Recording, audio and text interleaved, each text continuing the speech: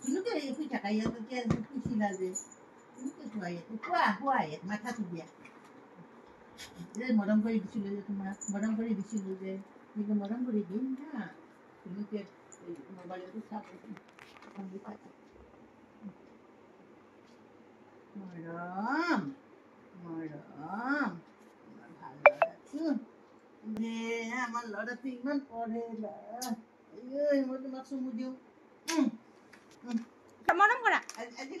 লিখিছানে আজি লিখিছানে নাই এটা চুমু খাই দিওঁ চুমু খাই দিওঁ চুমু এটা খাই দিওঁ দেই